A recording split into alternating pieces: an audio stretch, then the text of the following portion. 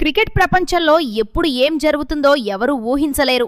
ముఖ్యంగా ఐపీఎల్ వంటి మెగా టోర్నమెంట్లో ప్రతి మ్యాచ్ ఒక కొత్త కథను, ఒక కొత్త హీరోను పరిచయం చేస్తుంది. కోట్లాది మంది ఫ్యాన్స్ ఉన్న ఒక స్టార్ ప్లేయర్ ఫెయిల్ అయిన చోట అప్పుడే డెబ్యూ చేసిన ఒక యంగ్ ప్లేయర్ టీంను ఆదుకుని రాత్రికి రాత్రే స్టార్గా మారిపోతాడని మీరెప్పుడైనా అనుకున్నారా? ఈ ఐపీఎల్లో భాగంగా పంజాబ్ కింగ్స్ మరియు గుజరాత్ టైటన్స్ మధ్య జరిగిన 4వ మ్యాచ్ సరిగ్గా ఇలాంటి అద్భుతమే జరిగి చివరి వరకు ఒక సస్పెన్స్లా మారి ఈ మ్యాచ్ ఫ్యాన్స్కు మంచి కిక్కిచ్చింది. అయితే ఈ మ్యాచ్లో అసలు ఏం జరిగింది? పంజాబ్ కింగ్స్ను ఆదుకున్న ఆ యంగ్ ప్లేయర్ ఎవరు? గాయం కారణంగా కెప్టెన్ అయ్యర్ టీంను విడనున్నాడా? మ్యాచ్ అయిపోయాక ఈ ఓటమి గురించి గిల్ ఏమన్నాడు అనే విషయాలను ఈ వీడియోలో తెలుసుకుందాం.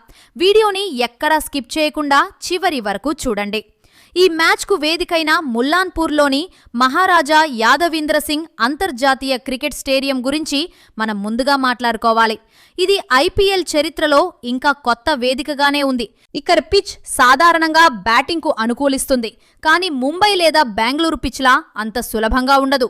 ఇక్కడ మొదటి ఇన్నింగ్స్ సగటు స్కోరు 169 పరుగులుగా ఉంది.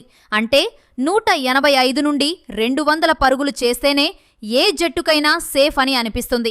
మ్యాచ్కు ముందు వాతావరణం కొంత చల్లగా ఉంది. ఆకాశం మేఘావృతమై ఉండటంతో పాటు చిరుజల్లులు కురిసే అవకాశం ఉందని వాతావరణ నివేదికలు తెలిపాయి. ఇలాంటి పరిస్థితుల్లో టాస్ గెలిచిన పంజాబ్ కింగ్స్ కెప్టెన్ శ్రేయస్ అయ్యర్ ఏమాత్రం తడబడకుండా ముందుగా బౌలింగ్ ఎంచుకున్నాడు. రెండో ఇన్నింగ్స్లో మంచు కురిసే అవకాశం ఉండటం మరియు లక్ష్యాన్ని ఛేదించడం ఇక్కడ సులభం కావడంతో అతను ఈ నిర్ణయం తీసుకున్నాడు. గుజరాత్ టైటన్స్ ఇన్నింగ్స్ ఆరంభం చాలా ఆశాజనకంగా సాగింది. ఓపెనర్లు సాయి సుదర్శన్ మరియు కెప్టెన్ శుభ్మన్ గిల్ పవర్ ప్లేలో పరుగుల వర్షం కురిపించారు. ముఖ్యంగా గిల్ తన ట్రేడ్ మార్క్ షాట్లతో పంజాబ్ బౌలర్లను ఒత్తిడిలోకి నెట్టాడు. అయితే ఈ జోరును పంజాబ్ ఆల్రౌండర్ మార్కో జెన్సన్ అడ్డుకున్నాడు. సాయి సుదర్శన్ను 13 పరుగుల వద్ద అవుట్ చేసి పంజాబ్కు మొదటి బ్రేక్ త్రూ ఇచ్చాడు. ఆ తర్వాత క్రీజ్లోకి వచ్చిన వెటరన్ బ్యాటర్ జోస్ బట్లర్తో కలిసి గిల్ ఇన్నింగ్స్ను ముందుకు నడిపించాడు. వీరిద్దరూ రెండో వికెట్కు 46 పరుగుల భాగస్వామ్యాన్ని నెలకొల్పారు. అయితే గిల్ 39 పరుగులు చేసిన తర్వాత Punjab veteran spinner Yuzvendra Chahal magic చేశాడు. గిల్ను తన స్పిన్ వలలో చిక్కించి అవుట్ చేయడంతో గుజరాత్ ఇన్నింగ్స్ ఒక్కసారిగా నెమ్మదించింది. మధ్య ఓవర్లలో పంజాబ్ బౌలర్లు మ్యాచ్పై పట్టు బిగించారు.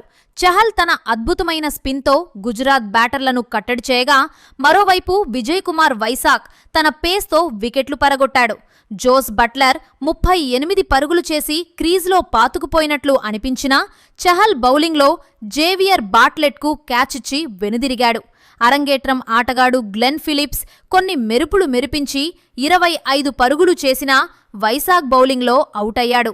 చివర్లో వాషింగ్టన్ సుందర్ 18 పరుగులు చేసినా షారుఖ్ ఖాన్ కేవలం 4 పరుగులకే పరిమితం కావడంతో గుజరాత్ నిర్ణీత 20 ఓవర్లలో 6 వికెట్ల నష్టానికి 162 పరుగులే చేయగలిగింది.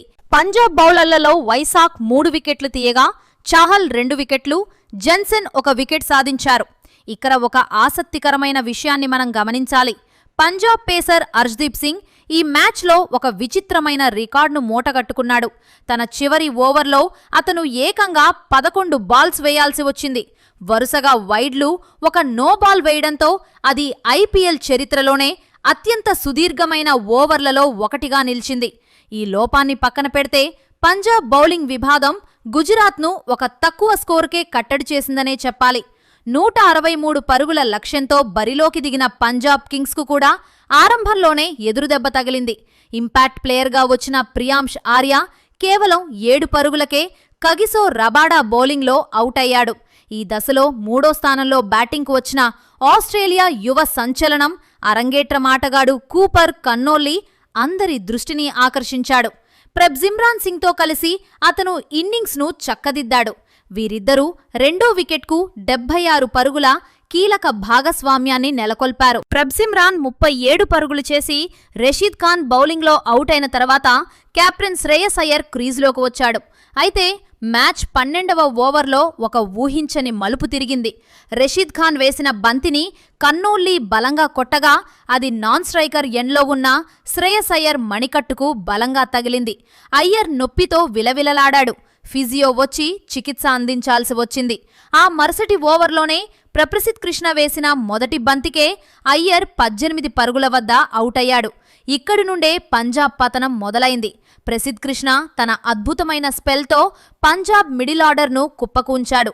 నెహాల్ వదేరా 3, శశాంక్ సింగ్ 4, మార్కస్ స్టోయిని 0 అని వరుస వికెట్లతో పంజాబ్ 8 రన్స్ తేరాలో 4కి వికెట్స్ కోల్పోయింది. అయితే ఒకవైపు వికెట్లుట్లు పడుతున్న డెబ్యూటెంట్ కూపర్ కన్నోల్లీ మాత్రం మొక్కవోని దీక్షతో పోరాడాడు. అతను తన అరంగేట్ర మ్యాచ్లోనే అర్ధ సెంచరీ పూర్తి చేసుకుని జట్టును గెలిపించే బాధ్యతను భుజానికెత్తుకున్నాడు. చివరి ఓవర్లలో మార్కో జన్సన్ 9 మరియు జేవియర్ బాట్లెట్ 11 రన్స్తో అతనికి అద్భుతమైన సహకారాన్ని అందించారు. ముఖ్యంగా 19వ ఓవర్లో బాట్లెట్ కొట్టిన సిక్సర్ మ్యాచ్ను పంజాబ్ వైపు తిప్పింది. చివరగా వాషింగ్టన్ సుందర్ వేసిన 20పై ఓవర్ మొదటి బంతికి కన్నోల్లీ ఒక అద్భుతమైన కవర్ డ్రైవ్ 4 కొట్టి పంజాబ్ కింగ్స్కు 3 వికెట్ల తేడాతో విజయాన్ని అందించాడు. కన్నోల్లీ తన అరంగేట్రం మ్యాచ్లో 44 బాల్స్లో 5 4లు, 5 సిక్సర్లతో 72 పరుగులు చేసి అజేయంగా నిలిచాడు. గుజరాత్ బౌలర్లలో ప్రసిద్ కృష్ణ 3 వికెట్లు తీసినా జట్టును తును గెలిపించలేకపోయాడు. మ్యాచ్ అనంతరం గుజరాత్ కెప్టెన్ శుభ్మన్ గిల్ మాట్లాడుతూ, చివరి ఓవర్లలో ధారాళంగా పరుగులు ఇవ్వడం మరియు మధ్య ఓవర్లలో బ్యాటర్లు భాగస్వామ్యాలు నెలకొల్పలేకపోవటమే తమ ఓటమికి కారణమని అంగీకరించాడు. మరోవైపు పంజాబ్ కెప్టెన్ శ్రేయస్ అయ్యర్ కన్నోల్లీ ప్రతిభను కొనియాడుతూ ఒత్తిడిలో అతను ఆడిన తీరు అద్భుతమని ప్రశంసించాడు. మొత్తంగా చూస్తే ఈ మ్యాచ్ పంజాబ్ కింగ్స్కు 2026 సీజన్లో ఒక గొప్ప ఆరంభాన్ని ఇచ్చింది. గత సీజన్ రన్నరప్ గా ఉన్న పంజాబ్ ఈసారి టైటిల్ గెలవాలనే కసితో ఉందని ఈ విజయం నిరూపించింది. గుజరాత్ టైటాన్స్ కు మాత్రం ఇది ఒక మేల్కొలుపు లాంటిది. ముఖ్యంగా వారి మిడిల్ ఆర్డర్ బ్యాటింగ్లో ఉన్న లోపాలను సరిదిద్దుకోవాల్సిన అవసరం ఉందని ఈ మ్యాచ్ స్పష్టం చేసింది. అయితే ఈ మ్యాచ్లో అయ్యర్ చేతికి గాయమవ్వడంతో అతను నెక్స్ట్ మ్యాచ్లలో ఆడతాడో లేదో అనేది ఇప్పుడు పంజాబ్ ఫ్యాన్స్కు పెద్ద దెబ్బలా మారింది. సో ఇది ఫ్రెండ్స్, ఈ మ్యాచ్లో మీకు ఎవరి పర్ఫార్మెన్స్ నచ్చిందో కామెంట్ చేసి వీడియోని లైక్ చేయండి. అలాగే ఇలాంటి మరెన్నో ఇంట్రెస్టింగ్ వీడియోస్ కోసం మా ఛానల్ని సబ్స్క్రైబ్ చేసుకోండి.